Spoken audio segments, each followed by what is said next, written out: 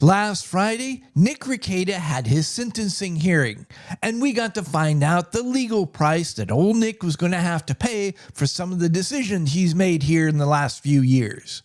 Now that the dust has started to settle on this chapter of the rise and sudden fall of Nick Rekieta, I have some thoughts.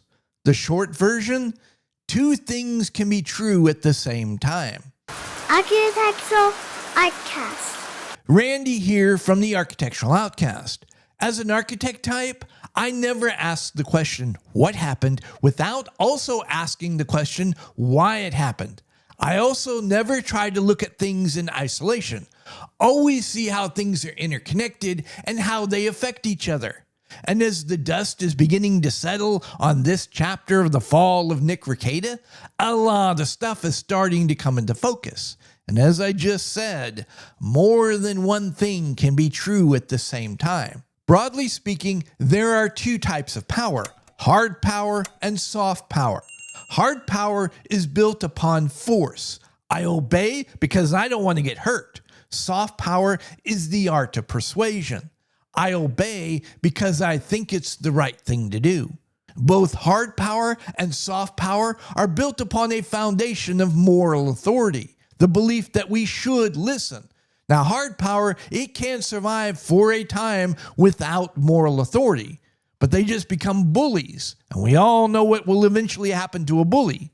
The moment people start questioning if they still have the power to force compliance, they're done. Now, on the other hand, with soft power, no moral authority, no power. Doesn't matter how righteous your cause or how right you might be.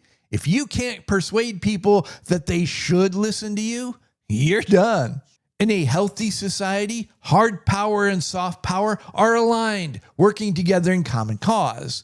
Things start to fall apart when hard power and soft power have their own goals and agendas, and things get real nasty real quick when hard power and soft power find themselves in direct opposition to each other.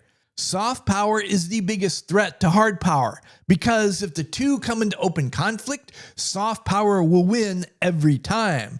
Now, the thing that makes soft power so powerful and dangerous, its moral authority, is also its Achilles heel. And you'll notice every time hard power or anybody who doesn't like soft power wants to undermine soft power, they always attack its moral authority. YouTube is the ultimate expression of soft power. You can't force the audience to watch a video, and the entire time a video or live stream is playing, the audience can walk away at any given moment. The only way you can convince the audience to stick around and maybe watch another one of your videos is to convince them that they want to hear what you have to say. According to people like Robert Meyer Burnett, who I happen to agree with, the best way to convince people that they want to hear what you have to say is through verisimilitude, authenticity, all fancy ways of saying good old-fashioned honesty. You're who you say you are, and you believe what you're saying. Nick Rekieta, to use the modern marketing language, built his brand around moral authority. Now, here on YouTube, lawyers are a dime a dozen. They're like a vermin infestation. You can't hardly go anywhere without tripping over at least one of them. Nick set himself apart from the rest of the pack by claiming to be interpreting the law through the lens of a loving father and devoted husband who happened to be a deeply religious man with strong personal, social, and political convictions. Nick's influence was beginning to go beyond YouTube. His legal opinions were starting to be taken seriously in some very interesting places, and there were even calls for Nick to run for political office. Now, Nick always said, no, I'll never do that. Apparently, he knew something we didn't know. And then Nick goes and gets arrested. He's learning the same lesson that many a would-be religious leader, community leader, politician has learned since the beginning of time. If you're going to build your reputation around moral authority, you damn sure better be moral. It's not the drugs that are getting Nick in trouble with the majority of his audience. I grew up in southern Missouri, the heart of the Bible Belt, and I know a lot of Pentecostal folk. And they don't go as far as the Mormon church, where even caffeine is verboten, but alcohol, it's off the table. And we don't even talk about any other mind-altering substances. On the other hand, though, I also know quite a few good upstanding citizens, deacons in the church, couple ministers and pastors even, who aren't above rolling a left-handed cigarette from time to time and indulging in a few other mind-altering substances. Historically, America's attitude towards mind-altering substances has been a lot more complicated than some would have us believe. Since the 1960s, America has been told two messages. On one hand, entertainment, academia has said mind-altering substances are a choice. You should be free to experiment. You might expand your mind, man. On the other hand, we're told addiction is a sickness, a disease, a chemical imbalance in the brain. As long as you don't suffer from addiction, it's all good. After 60 years of constantly pounding the same message, is it any wonder that even a lot of religious people end up saying, okay? This is where we begin to separate the legal from the moral. Nick is very clearly having to pay a legal price for his choices, but a lot of people don't see his drug use as a moral failing. It's at this point that some will speak up and say, I don't care what Nick was doing, but the children! We will get there. What is seen as a moral failing? Nick's sexual activities. Here on YouTube, there's people like Boogie, Destiny, and a lot more who are up to all sorts of shenanigans with the resulting legal issues. Their audiences don't care because they don't make claims to moral authority.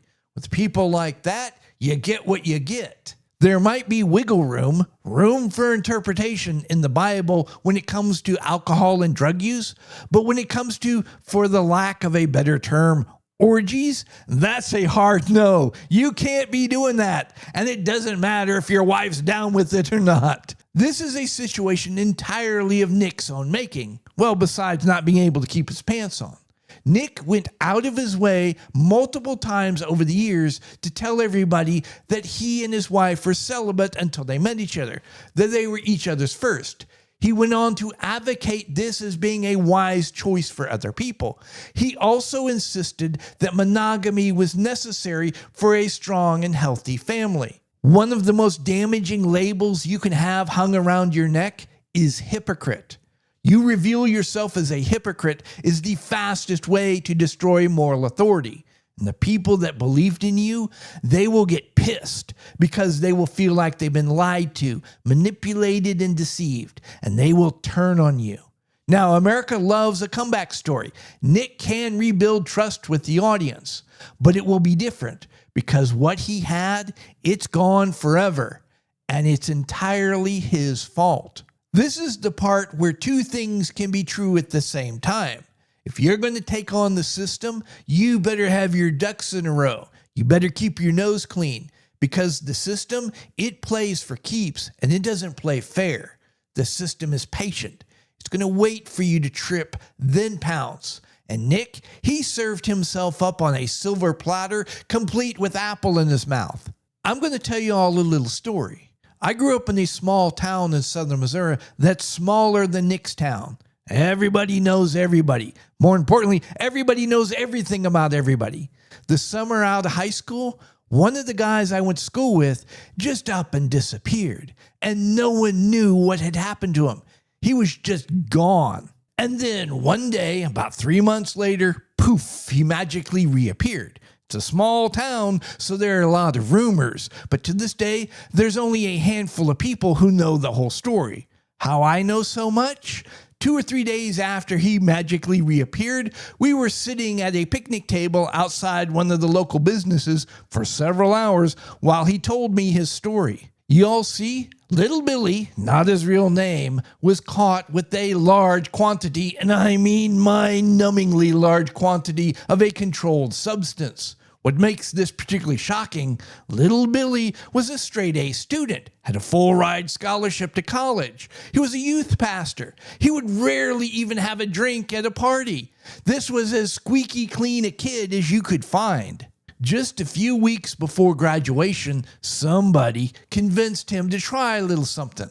Unfortunately for little Billy, he was instantly addicted. He admitted that he was high during graduation, and no one realized it. Within a month of graduation, his life had spiraled completely out of control, but he was still able to hide it from everybody. Even his parents didn't know. But unfortunately for Billy, he had a little problem. You see, what he was addicted to? Heroin.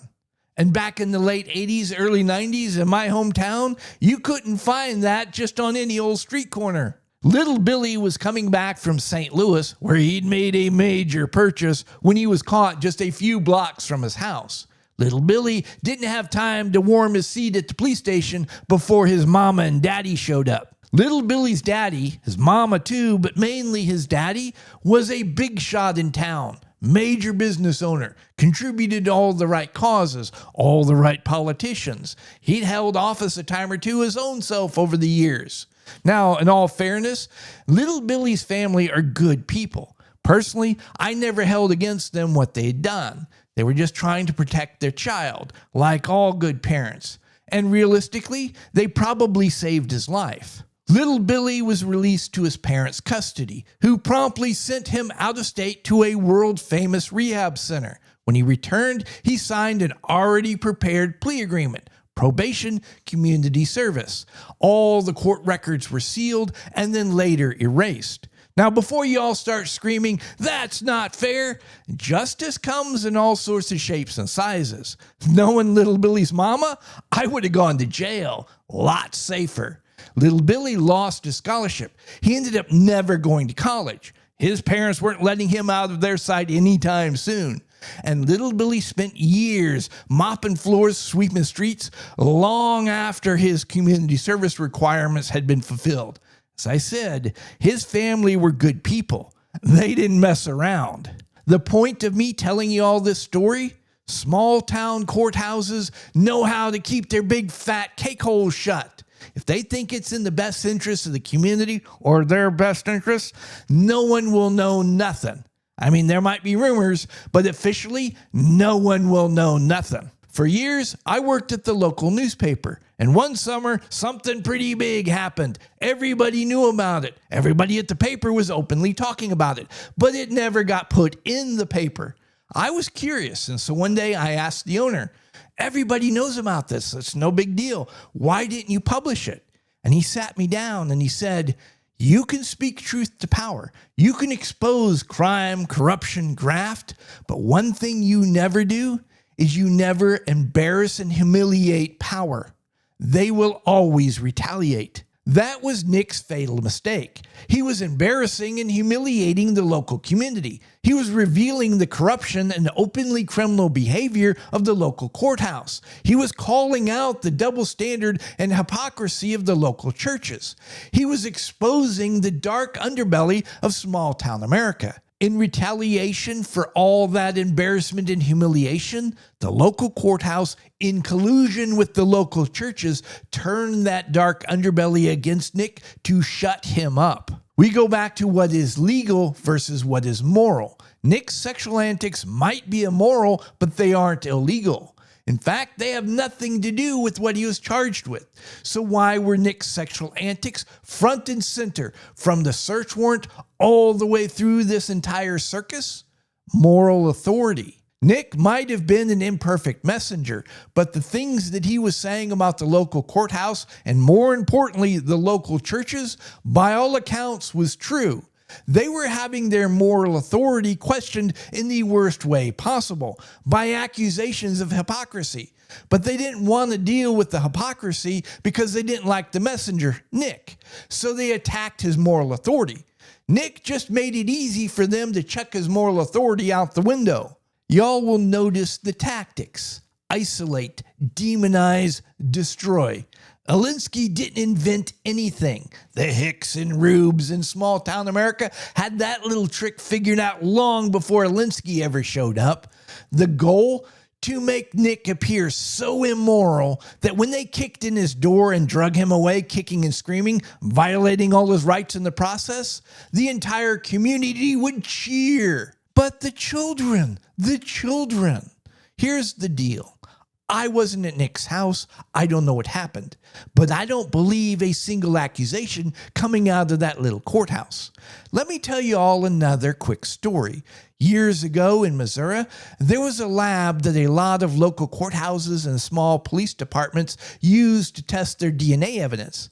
And it was revealed that this lab was so corrupt and so incompetent, you had a better chance of getting an accurate result by throwing a dart at a board. It was further revealed that these courts and police departments knew that this lab was unreliable, and they covered it up for years while continuing to use the lab. Why? They had two problems. One, it was the only lab available. And two, they were trying to prevent from happening what happened. Every single case that used evidence from that lab got thrown out. And we're talking thousands of cases. This is why you play by the rules. Our system is supposed to be not what you did, but what the government can prove you did. And once the government has been caught in a lie, you can't believe anything else that comes out of their mouths. That little town in Minnesota was so anxious to nail Nick Rekieta's hide to the barn door to shut him up that they painted themselves into a corner. They were in a position where they had to reveal to the world that they were engaging in a malicious prosecution of somebody because they just didn't like what he was having to say about them. Otherwise, everybody that was involved in that malicious prosecution, all their cases would come into question. That was a trade that Minnesota small town gleefully made because the goal was never the law. It was always about morality, which explains the other tactic being used. Accusation equals guilt. It doesn't matter that the children were returned and all charges dropped. The goal was to brand Nick bad father. Isolate, demonize, destroy. That little courthouse and those churches are going to pay a price for what they've just done. And it goes back to the relationship between power and authority. They've just used hard power to destroy the life of somebody because they didn't like the fact that he was challenging their moral authority, thus doing more damage to their moral authority than anything Nick might have said. And with no moral authority, no power. There's some more fallout of this whole Nick Rekieta fiasco. Here on YouTube, there's the so-called law tube. And with some major exceptions, the vast majority did everything in their power to reinforce the stereotype of lawyers as self-serving, backstabbing pieces of garbage who sold their souls the first semester of law school. So many openly celebrated Nick's downfall while simultaneously trying to give him their own Tennessee handshake. Jealousy over money and fame is part of the problem, but the real issue goes back to moral authority and power. Nick had moral authority, thus he was gaining a lot of power. They wanted that power. The problem, they have no morals. Those without a morality hate those who have morality. They wanted to see Nick destroyed. There was nobody in this world happier when they saw Nick destroy himself. They couldn't wait to kick him as he fell. They might have made a lot of money celebrating Nick's self-destruction, but as we say back home, they celebrated somebody's misfortune out on Main Street, revealing their lack of morals to the entire world, destroying any moral authority they might have had. No moral authority, no power, thus guaranteeing they would never get the thing they want most, power. Good riddance to bad garbage. I love a good comeback story as much as the next person. I hope Nick is able to recover, both personally and professionally. It can be done. It's going to be hard and it's going to take a lot of work. And what he builds will be different because he's lost what he had forever. But just like his downfall, it's going to be all on him. At any rate, I hope I've given you all something to think about. And until next time, y'all be safe. If y'all are still here, thank you very much. I really appreciate it. While you're at it, why don't you like this video, subscribe to the channel, click that notification bell. You can hear me yammer on about something else next time. And feel free to share this video far and wide. Please like and subscribe. Please leave a comment.